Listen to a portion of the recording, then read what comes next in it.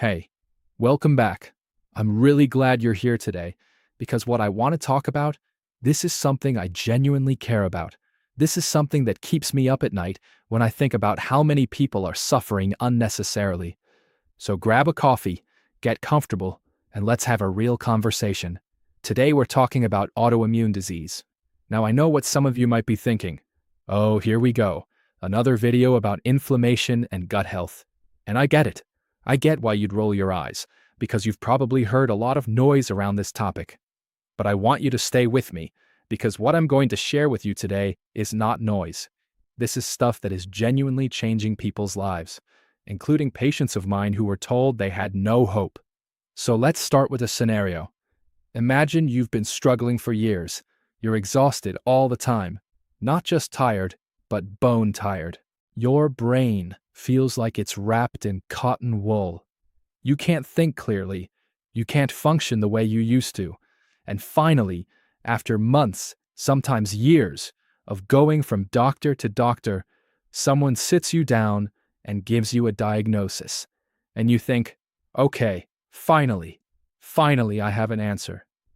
But instead of a roadmap to healing, what they hand you is essentially a life sentence. They tell you your immune system has gone haywire. It's attacking your own body for no reason. It's random. It's permanent. And your best option, your only option, they say, is to spend the rest of your life on drugs that suppress your immune system. How does that feel? Not great, right? And here's the thing. This is happening to millions of people right now. Autoimmune diseases are actually one of the leading causes of death in women between the ages of 15 and 65. And women make up around 80% of all autoimmune cases. 80%. That is a staggering number. And yet, the mainstream answer is still largely suppress, manage, maintain. I'm here to tell you there is another way of looking at this, and it starts with a fundamental shift in how we understand what the immune system is actually doing.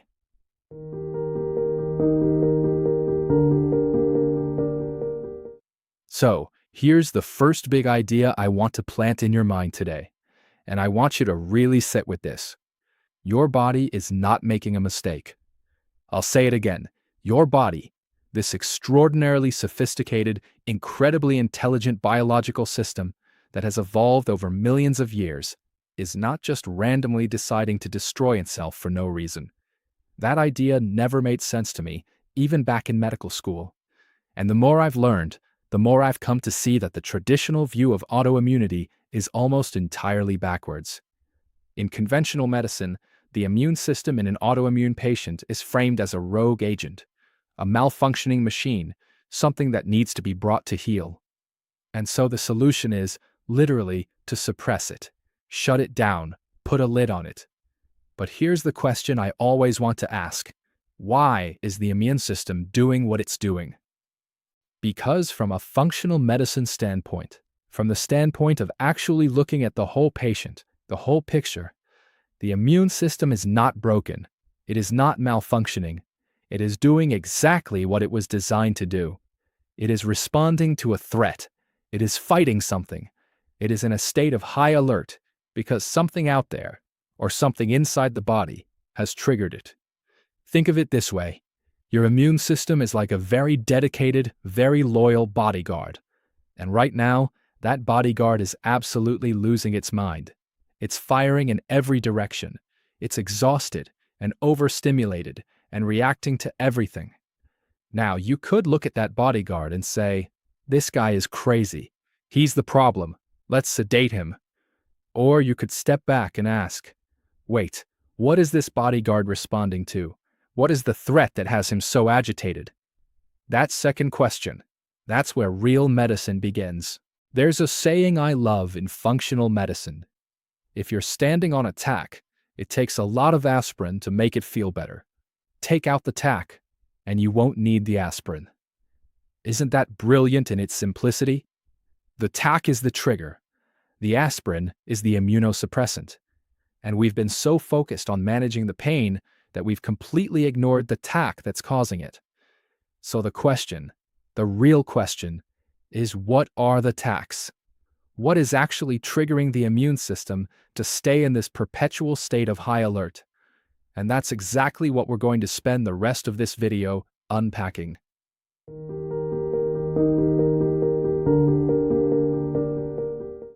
The first tack we almost always look for is sitting right there on your dinner plate. Let's talk about modern wheat. And I know, here comes the gluten conversation. But stick with me, because this is not the oversimplified gluten is bad argument. This goes deeper. The wheat that your grandparents ate and the wheat you're eating today are not the same thing, not even close. Through decades of intense agricultural hybridization, basically, we've been engineering wheat to be more productive, have a longer shelf life, and resist disease. We have created what I call a superstarch.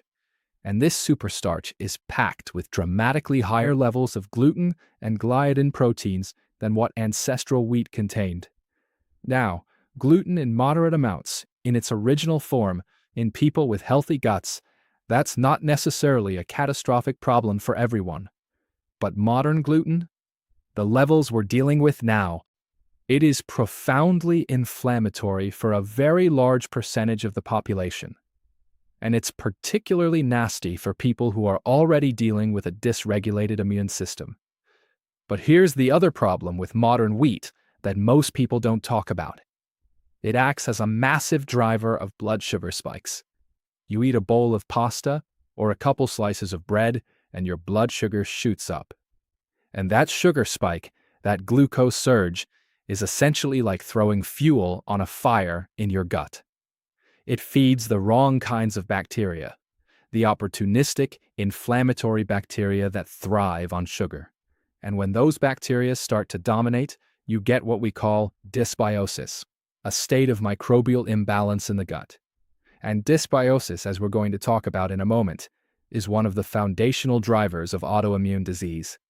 Now I want to share a patient story with you, because this stuff only really hits home when you see it in a real person. I had a patient come to me who had been diagnosed with Hashimoto's thyroiditis. Now, Hashimoto's is an autoimmune condition where the immune system attacks the thyroid gland. Very common, particularly in women. And her previous doctor had put her on thyroid medication, which is standard practice. But here's the thing. No one had ever asked why her immune system was attacking her thyroid. No one had looked for a trigger. So we did a thorough workup. And what did we find? Full-blown, undiagnosed celiac disease. She had been walking around for years eating gluten every single day, and her immune system was in a constant state of war because of it. Once we removed the gluten from her diet completely and began to heal her gut, something remarkable happened. Her thyroid began to correct itself. Her antibodies started coming down. Her symptoms improved dramatically. And this is why I say, in the modern era of medicine, if you diagnose someone with an autoimmune condition and you don't run a thorough celiac panel, you are missing a potentially enormous piece of that person's puzzle. Food sensitivities are not just a lifestyle preference or a trendy dietary choice. For many people, they are the literal foundation of their inflammatory response.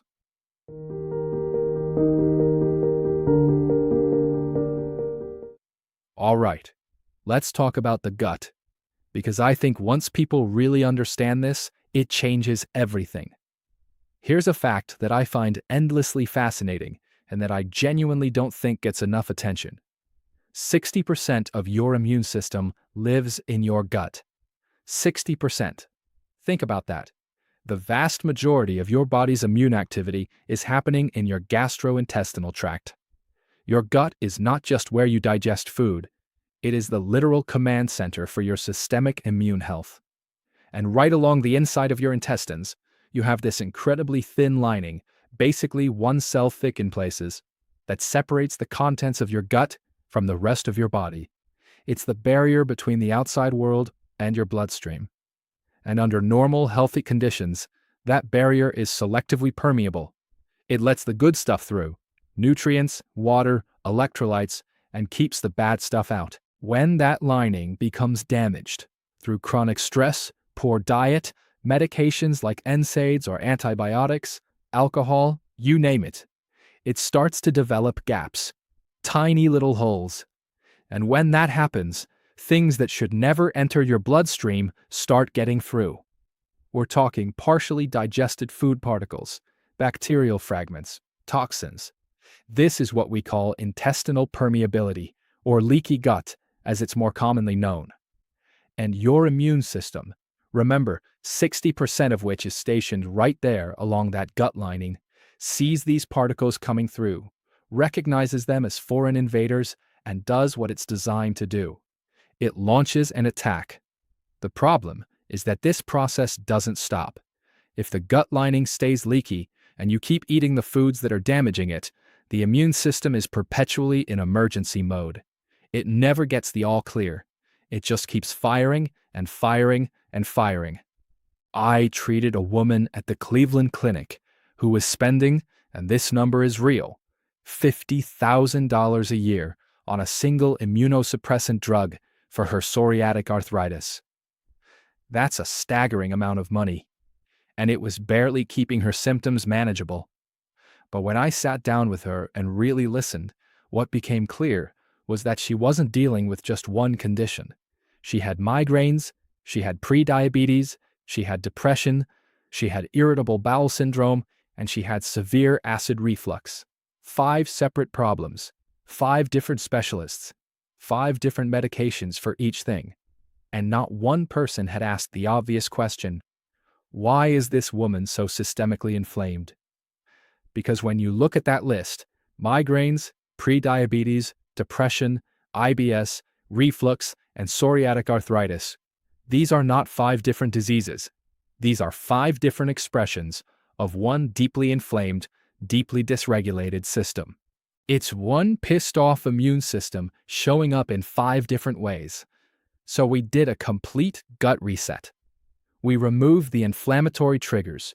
We worked on healing her gut lining. We rebalanced her microbiome. And within weeks, not months, but weeks, her psoriasis cleared. Her arthritis quieted down.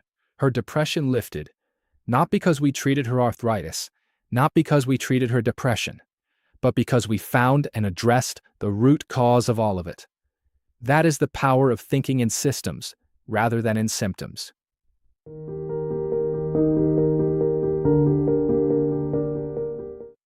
Okay, so we've talked about food and we've talked about the gut. Now I want to bring in something that most doctors, even really good doctors, are not looking at nearly enough. And that's the role of environmental toxins in autoimmune disease. Since the Industrial Revolution, we have introduced over 80,000 new chemicals into our environment. 80,000. Pesticides, flame retardants, plastics, industrial solvents, heavy metals. These are substances that our ancestors never encountered in anywhere near the concentrations we're exposed to today.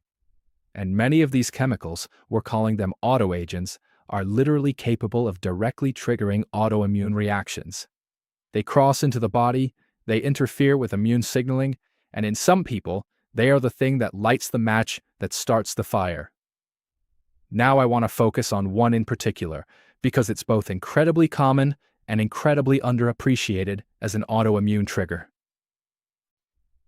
And that's mercury. Mercury accumulates in the body from multiple sources. Large fish like tuna and swordfish, certain dental amalgam fillings, and environmental exposure from coal plant emissions, among other things. In small amounts, a healthy body with good detoxification capacity can clear mercury. But in other people with certain genetic variations in their detox pathways, mercury accumulates. It builds up in the tissues, and it is a potent activator of the immune system. I had a patient with severe ulcerative colitis. We're talking about a man who was losing weight rapidly, dealing with constant bloody diarrhea, and couldn't live a normal life. And we tried everything: dietary changes, supplements, gut healing protocols. Nothing moved the needle. Until we ran a heavy metals panel. His mercury levels were through the roof.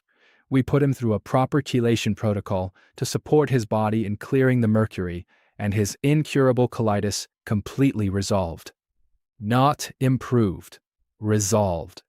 Would he have gotten that result from any conventional gastroenterologist? I can tell you with near certainty that the answer is no. Not because conventional gastroenterologists are bad doctors, but because they're not trained to look for this. They're trained to manage the disease, not to find the environmental trigger underneath it. This is why I always tell patients, if you are dealing with a chronic autoimmune condition and you haven't looked at your toxic load, you are potentially missing a very significant piece of your story.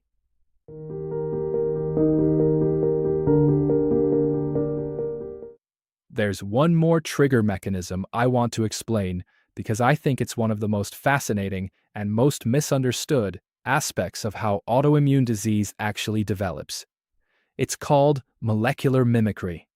Here's how it works. Your immune system, when it's functioning well, is an extraordinary precision machine. It learns to recognize your own cells as self and leaves them alone, while attacking anything it recognizes as foreign. It develops these incredibly specific antibodies that are designed to target particular proteins on pathogens, bacteria, viruses, parasites. But sometimes a pathogen is sneaky.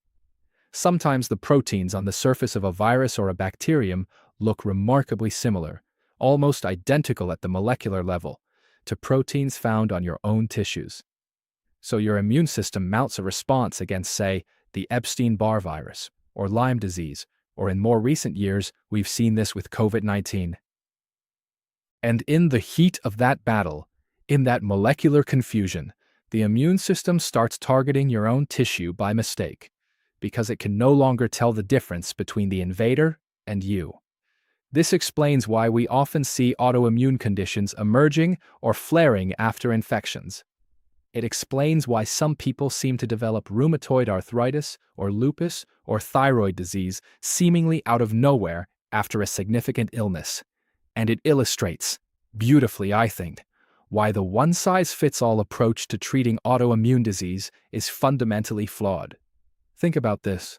Two people walk into my office, both with a diagnosis of rheumatoid arthritis. Same diagnosis. But for one person, the underlying trigger is gluten sensitivity tearing apart their gut lining.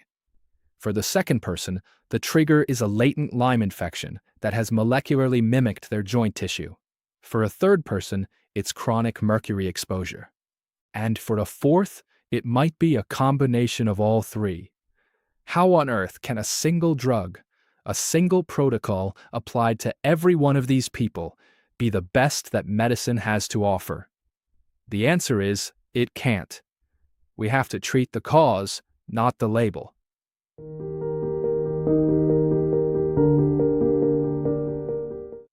I want to briefly touch on something that I think we dismiss far too quickly, and that's the role of chronic stress. Now, the moment I say stress, I can see some of you mentally checking out, because we've all been told reduce your stress about 100 times, and it feels vague and unhelpful. But I'm not talking about stress in some vague emotional sense here.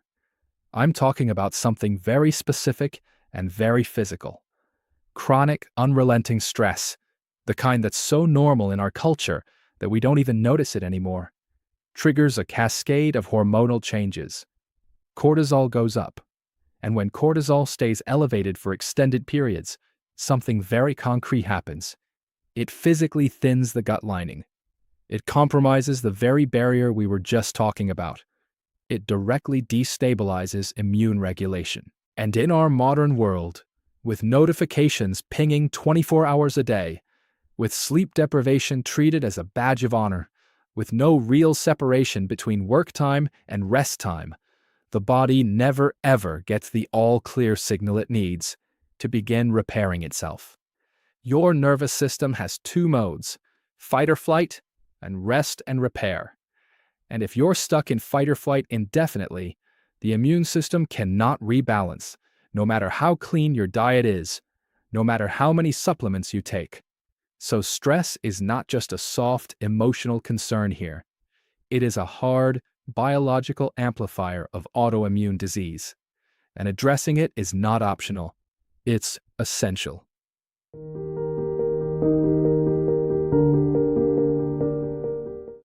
Okay, so I've been sitting here talking about all these things that are going wrong. Let me shift now to what we can actually do about it, because this is ultimately a hopeful conversation. The first thing I want you to understand is this: food is not just fuel. Food is information. Every single thing you eat sends signals to your genes, to your immune cells, to the bacteria in your gut. Tens of thousands of phytochemicals in whole natural foods are essentially communicating with your biology constantly. They can tell your immune system to flame up, or they can tell it to cool down. So the philosophy that I work from is what I call an addition diet rather than a deprivation diet. Yes, there are things we need to remove, but the emphasis is on what we're flooding the body with, the raw materials it needs to rebalance and heal. Let me walk you through the key steps. First, remove the inflammatory tax. This means clearing out sugar, modern wheat and gluten, dairy, alcohol, and ultra-processed foods. These are the primary drivers of gut disruption, dysbiosis, and immune activation. This is not forever necessarily, but we need to remove the load so the body can begin to heal. Second, add information-rich foods. Build your meals around foods that actively signal your immune system toward calm. Wild-caught fatty fish like salmon, incredibly anti-inflammatory. Cruciferous vegetables, broccoli, kale, Brussels sprouts. These are loaded with compounds that support your liver's detoxification pathways and directly modulate immune activity. Healthy fats like avocado and olive oil. These are not just healthy foods, they are literally medicine for an inflamed immune system. Third, heal the microbiome. Your gut bacteria are not passengers, they're active participants in your immune regulation. Fiber-rich vegetables, prebiotic foods, a diverse array of plant foods, these fertilize the beneficial bacteria that keep your immune system calm and in balance. Fourth, audit your environment. This one surprises people, but it matters. Go to ewg.org, the Environmental Working Group, and look at what's in your cleaning products, your personal care products, your skincare. Many of these contain endocrine disruptors and immune activators. Choose organic produce where possible to reduce your pesticide load. These are small changes that over time meaningfully reduce the burden on your immune system. And fifth, signal safety to your nervous system. Prioritize sleep, non-negotiable. Your body does most of its repair work during sleep. Build in moments of genuine rest and calm throughout your day. Not as a luxury, as medicine. You cannot heal a body that believes it is constantly under attack. Don't forget to hit that subscribe button and join the journey. So, here's where I want to land today. Autoimmune disease is not a random malfunction of a broken machine. It is a sophisticated, intelligent biological response to an increasingly hostile world. Your body is not betraying you. Your body is fighting for you, desperately trying to tell you something. The question is, are you willing to listen? What are the tacks in your life that your immune system is trying to alert you to? What is in your diet, your environment, your stress load that might be contributing to that state of perpetual high alert? You are not a passive victim of your biology. You are an active participant in it, and that means you have far more power here than you've probably been told. If this resonated with you today, please share it with someone you know who is struggling with an autoimmune condition, because too many people are suffering without knowing that there is another conversation to be had, a conversation that goes beyond manage your symptoms and asks, what is causing this and how do we address it at the root? I'll see you in the next one. Take good care.